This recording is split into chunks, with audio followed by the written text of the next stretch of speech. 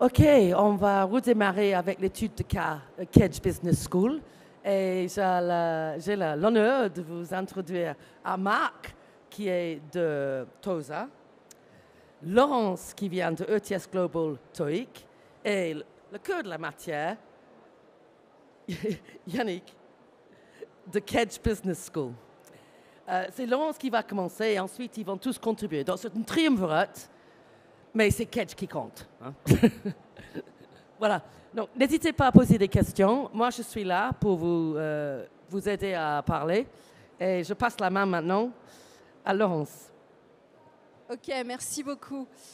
Donc bonjour à tous, ravi de vous avoir dans cette conférence concernant la certification. Donc nous sommes deux certificateurs, un d'anglais, le TOEIC que je représente, et Marc, le TOSA qui est sur les certifications digitales. Et nous avons un grand témoin qui effectivement prendra la parole et partagera, c'est-à-dire quel intérêt pour une école et une business school très prestigieuse d'avoir des certifications et de proposer des certifications au sein de son établissement. Alors, donc pour commencer, moi je vais être très rapide. Qu'est-ce qu'une certification ? On a souvent, c'est un mot valise, une certification. Et je vais commencer par un petit test, si vous me permettez, qui est celui-là, qu'on fait souvent. Donc, parmi vous, est-ce que ceux qui ont passé un TOEIC ou un TOEFL s'en rappellent ? Est-ce que vous pouvez lever le doigt ? Oui, voilà. Donc, généralement, je suis sûre de mon coup. On a au moins 50% des gens qui se rappellent d'avoir passé un TOEIC et un TOEFL. Et généralement également, même si ça date de plus de 20 ans, ils se rappellent également de leur score. Donc, certification, qu'est-ce que c'est ? C'est véritablement ce qui atteste de vos compétences. Contrairement à un diplôme, c'est quelque chose qui a une durée limitée. On le comprend évidemment très aisément pour l'anglais, puisque si vous ne parlez pas l'anglais ou si au contraire vous le pratiquez de manière intensive, votre certification, qui est une photo à un moment T de votre niveau, va évoluer. Donc, quel avantage d'une certification privée, c'est-à-dire reconnue par le marché et produit par un acteur privé? ETS Global est aujourd'hui le plus grand acteur privé sur la certification en langue. C'est évidemment de donner de la valeur sur le marché grâce à des conditions de passage strictes. Ceux qui ont passé le TOEIC, le TOEFL ou le TOSA savent que c'est quand même extrêmement difficile, voire impossible, par exemple, de tricher. Ce sont donc des conditions de passage extrêmement strictes, surveillées, contrôlées et même double-checking. La deuxième, c'est qu'effectivement, ça valorise et ça booste la valeur de l'enseignement. Quand vous avez une pratique et que vous avez des cours, un enseignement qui est attesté à la fin par une certification, ça n'a pas du tout la même valeur. C'est une reconnaissance des compétences, facteur clé en France, mais également à l'international. Et puis, évidemment, pour un établissement, ça renforce son attractivité. Il y a beaucoup d'écoles, beaucoup d'universités aujourd'hui et de business schools qui utilisent les certifications et ça fait partie de leur attraction, de leur attractivité pour les étudiants. Voilà, c'était juste un bref rappel sur ce que c'est qu'une certification et la différence avec un diplôme et qu'est-ce que ça apporte. Je passe la parole à Marc pour le TOSA. Merci Laurence.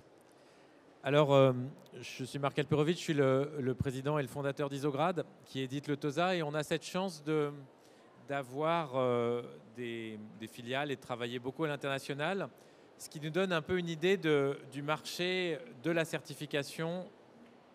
Bon, c'est un peu pédant, mais on va dire dans le monde. Alors, du côté du monde professionnel des entreprises, finalement, la certification, c'est un marché très français. Il y a un cadre réglementaire, celui du compte personnel de formation, qui a vraiment créé un appel d'air pour la certification, mais qu'on ne retrouve pas vraiment dans d'autres pays. Aujourd'hui, les RH sont très attentifs, bien sûr, à la montée en compétences, je ne vais pas vous le raconter, mais la certification finale, elle commence à rentrer dans les mœurs dans d'autres pays, mais de façon très très limitée, essentiellement pour maintenir les collaborateurs dans l'employabilité. Par contre, dans le monde académique, alors là pour le coup, le marché de la certification, il est mondial. C'est-à-dire que à peu près dans tous les pays de l'OCDE et aussi dans des pays qui ne sont pas de l'OCDE, dans les universités, on fait passer des certifications soit sur des compétences transverses, comme peuvent être l'anglais ou la bureautique, ou sur des compétences métiers. Donc, en 2 mots, c'est aujourd'hui un marché essentiellement académique et en France avec une particularité réglementaire. Alors, si on passe ensuite aux bénéfices pour les établissements, on ne va pas se mentir, si on parle du TOSA, la bureautique, c'est quand même pas la matière qui passionne le plus les élèves.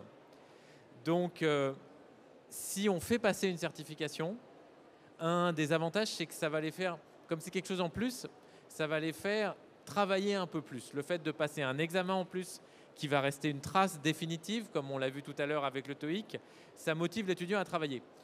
Après, on peut supposer que si l'étudiant travaille, il va quand même acquérir un peu mieux la compétence et donc il va être mieux formé et plus compétent sur le domaine. Et du coup, quand il se retrouve dans l'entreprise, il va faire de la bureautique. Dans beaucoup de métiers du tertiaire, on fait de l'Excel, on fait du Word toute la journée. Et si on est plus compétent, eh bien, ça va se voir. Et du coup, les employeurs, les recruteurs sauront que dans telle ou telle école, tel BTS, tel CFA ou telle grande école, les élèves, ils savent bien faire de l'Excel. Et du coup, c'est pas mal quand ils arrivent. Eh ben, on sait tout de suite, ils ont cette employabilité supérieure. Et du coup, ça va. En fait, on a 2 types d'établissements. Il y a les établissements qui bénéficient d'une très forte reconnaissance, où finalement, les étudiants, à la fin de leurs études, ils n'ont aucun problème de recrutement. Et puis, il y a aussi des établissements où c'est un peu plus dur de trouver un stage, de trouver une alternance. Et là, pour le coup, le fait d'afficher un score, de montrer ses compétences, ça va permettre de renforcer son employabilité et ça va permettre aux recruteurs d'être plus confiants quand ils vont présenter le candidat. Et là, on rentre dans un cercle vertueux, c'est-à-dire que du coup, l'école elle-même va se retrouver, l'image de l'école va se retrouver améliorée parce que les élèves trouvent des stages, parce que les élèves sont bien perçus. Donc, on voit qu'en fonction du niveau de l'école, on va soit juste renforcer la compétence de l'étudiant et du coup renforcer l'image de l'école parce que les recruteurs vont sentir cette compétence. Et puis, pour des établissements moins reconnus, on va aider à l'attractivité de l'établissement en montant en compétences les élèves et en leur donnant une certification reconnue. Donc tout ça, comment ça se passe dans la vraie vie, dans le réel ? Je vais passer la parole à Yannick qui va nous parler de son expérience chez Kedge. Bonjour à tous, je suis Yannick l'avocat, donc je travaille à Kedge Business School. Et merci Marc et au Salon pour votre invitation. Je suis très content de parler de notre pratique autour du TOSA et des certifications. Donc, moi, je m'occupe du service pédagogie digitale. En fait, j'ai une équipe qui s'occupe des plateformes et une autre équipe d'ingénieurs pédagogiques pour concevoir et produire les cours. Bon, Kedge, c'est une grande école. C'est la plus grosse école de commerce triplement accréditée. Ce qui est intéressant, surtout pour nous, c'est que moi, je travaille dans une direction qui s'appelle Kedge Online. Et je suis le point d'entrée de toutes les questions avec mon équipe, de toutes les questions digital learning du groupe. Ça veut dire qu'on travaille autant pour un MBA en Chine qu'un bachelor. Donc voilà, c'est assez stimulant et challengeant pour nous. Mais je suis ici, moi, pour vous parler évidemment de la certification. Et surtout, nous, la certification, ça nous a posé la problématique suivante, c'est comment on amène nos étudiants à avoir le meilleur score possible au TOSA. Donc on travaille avec le TOSA VBA, on va lancer Python cette année, Photoshop, mais moi je vais surtout vous parler du TOSA Excel comme cas d'usage. Déjà, ce qui est intéressant, c'est que Excel avait disparu presque des plans de formation de la majorité de nos programmes. parce qu'on imaginait que les compétences opérationnelles étaient acquises à travers plusieurs cours. Mais en regardant les résultats, les rapports de stage ou les feedbacks des entreprises après le passage de nos étudiants en stage, ils nous disaient « attention, alerte, il y a peut-être un problème de surévaluation de compétences ». Après, c'est vrai qu'en école de commerce, on attend encore de nos étudiants qu'ils soient ceinture noire en Excel. Bon, je me suis dit, là, il y a un sujet pour nous. Donc j'ai donc un feedback du marché. Comment maintenant créer un programme, un cours, un dispositif de formation qui soit engageant, attrayant, qui suscite de l'engouement et qui soit efficace. Donc après, en observant le marché, c'est là que j'ai pu découvrir Isograd et leurs propositions. Parce que moi, je suis aussi sur une logique très pragmatique. Moi, ma plus-value, ce n'est pas au niveau des plateformes et au niveau des mécaniques de test, mais c'est bien sur la conception, l'ingénierie de cours, voire la production de cours, évidemment. Mais en production de cours, quand quelque chose est déjà très bien produit à l'extérieur, je préfère aller l'acheter plutôt que de le produire, parce qu'on a une capacité de production qui est limitée. Nous, on est à peu près 20, plus des agences avec lesquelles on travaille. Et je dois travailler pour 14 000 étudiants et 36 programmes de formation. Donc, il faut aussi choisir ses combats. Donc là, je vois que... j'ai déjà raconté un peu tout ça. Donc, j'ai repéré Isograd. Donc là, on se dit, avec notre équipe, comment faire pour mettre en place ce parcours. Est-ce qu'on va être en 100% présentiel? Non. On va être en blended. Pourquoi? Parce qu'on a des très bons... On travaille beaucoup avec Skillsoft, qui nous propose des cours sur étagère, sur une grande partie de notre cours, qui fait très bien l'affaire. C'est très bien fait. Donc, on porte la charge sur notre éditeur partenaire de mettre à jour ces contenus. Par contre, nous, on va mettre en place une ingénierie pédagogique pour bien que ça soit un cours spécifique à Kedge, non réplicable, que ça soit bien une expérience Kedge. C'est bien pour ça que ce cours, il est blended et qu'on travaille après avec des enseignants sur les... Ah oui, j'ai quand même un petit schéma. On travaille bien avec les enseignants sur les cas d'usage, sur les exercices à faire. Alors, concrètement, voilà un peu un schéma type. Premier moment, un webinaire ou un amphi de lancement avec le prof et quelqu'un de mon équipe. Très important que la proposition digitale, elle soit incarnée par des hommes, par des femmes, pour bien expliquer notre posture pédagogique et pourquoi on va enseigner Excel avec le TOSA. Donc là, on travaille vraiment sur le sens et sur l'engagement. Après, premier test de positionnement de 40 minutes. OK, l'étudiant, choc de réalité, il a la photographie de son niveau. Il commence à comprendre pourquoi il a bien fait de suivre ce cours. Ensuite, tout de suite, 3 heures de formation avec un enseignant. Ensuite, il bascule dans un SAS distanciel. Là, pour le coup, sur Excel, c'est avec Skillsoft. Après quelques jours, quelques semaines, deuxième test de positionnement. Est-ce que j'ai bien progressé? Donc, ça me conforte dans mon effort. Ou alors, si je suis déçu sur ma progression, comme là, nous sommes en demi-groupe, je vais pouvoir travailler avec l'enseignant. Donc l'enseignant, il va récupérer les étudiants. S'il y a certains éléments sur la plateforme, certaines micro-compétences qu'il n'a pas comprises, acquises, l'enseignant travaille dessus. Et après, on est vraiment sur les exercices, évidemment très contextualisés pour une école de commerce. Donc on va être sur des bilans, on va travailler sur la gestion de projet, etc. Ensuite, on rebascule en distanciel, toujours sur Percipio, et ensuite certification TOSA avec surveillance. Et là, la surveillance, comme nous on est sur des parcours de masse, on fait la surveillance en ligne avec Manage Exam. Comme ça me fait une petite parenthèse plateforme. Finalement, sur ce cours, on a une vraie ingénierie pédagogique pour bien concevoir notre cours, blended. On a aussi une vraie ingénierie plateforme. puisqu'on va travailler avec Isograd, avec Skillsoft et avec ManageExam. Tout ça dans un pari de simplicité. C'est un mot que j'emploie toujours, ça, pour briller en dîner. C'est simple pour l'étudiant, mais derrière, toute la complexité, elle est gérée en interne.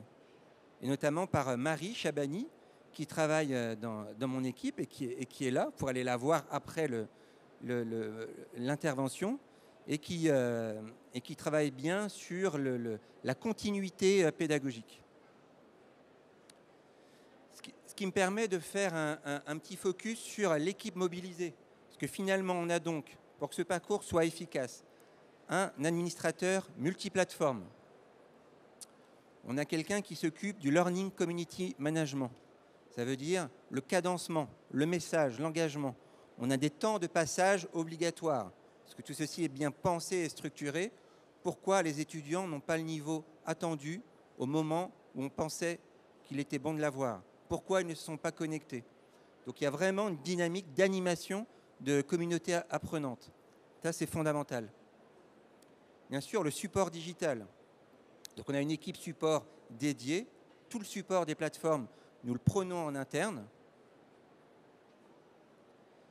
Et le support digital, ça peut être à la fois sur, évidemment, c'est tout ce qui est le jeu des login, mot de passe pour quelques-uns, mais c'est surtout leur expliquer, les rassurer, notamment au moment des tests de positionnement ou des certifications. Marie, elle est là en Teams, elle dit aux étudiants, tout va bien. Vous avez préparé vous êtes à temps, vous avez suivi le cours, ça va bien se passer. Il ne faut pas oublier que la certification, il y a aussi un côté stressant, et ça, on doit prendre en compte cette variable et dénouer le sujet. Et bien sûr, il faut travailler avec les enseignants, parce qu'on conçoit le cours avec un enseignant, mais celui-ci est animé après avec des formateurs ou des coachs. Puisque comme je suis sur une logique multicampus, le même cours que nous créons doit être diffusé sur tous nos campus. Parce que nous sommes évidemment soumis à une équité de traitement. Ça veut dire que le cours que nous avons conçu, il doit tourner, par exemple, nous, sur les Catch Bachelor, sur Dakar, Avignon, Bayonne, Bastia, Bordeaux, Toulon, Marseille et cette année Paris. Donc il faut que ça soit robuste et qu'on soit au rendez-vous. Donc on a aussi un vrai challenge d'embarquer les formateurs. Que le formateur, il comprenne bien que c'est un cours de préparation à la réussite du TOSA.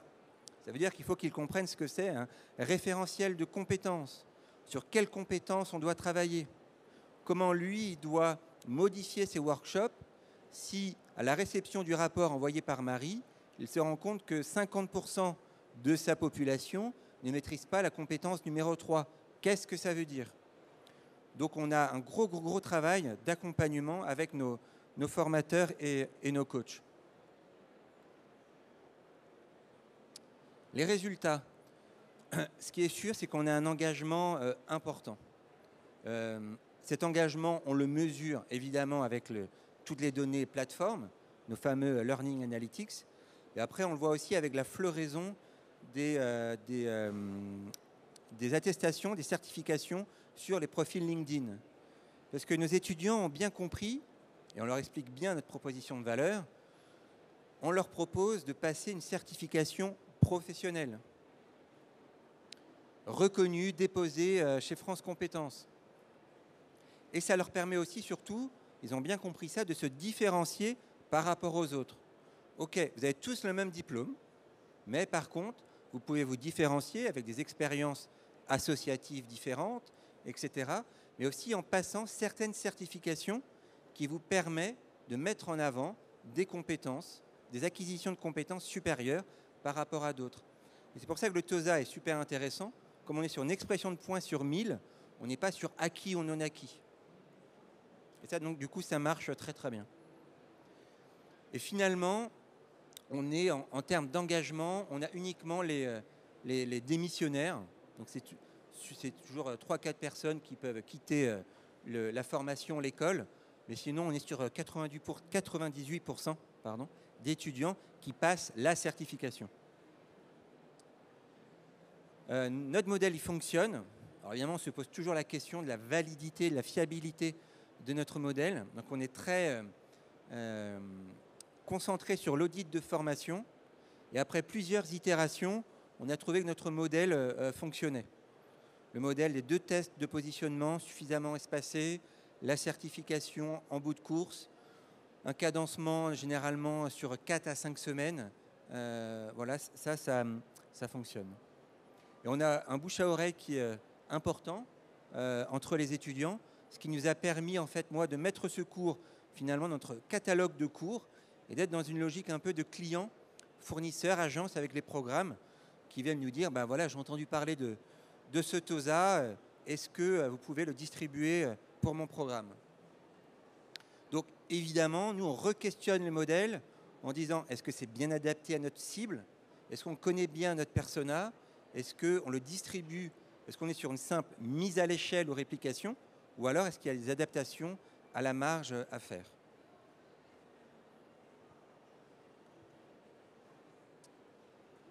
Les résultats, j'en ai déjà un peu parlé.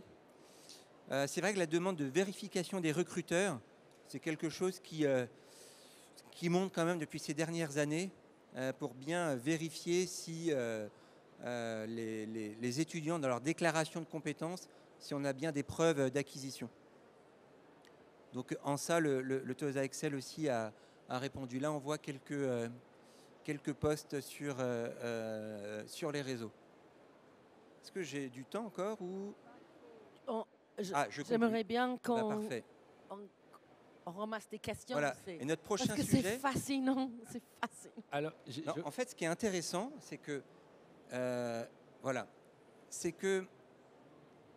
Qu'est-ce que j'ai mis là-dessus? Nous, ça nous pose la question du... quand on prototype un dispositif, comment on le met à l'échelle?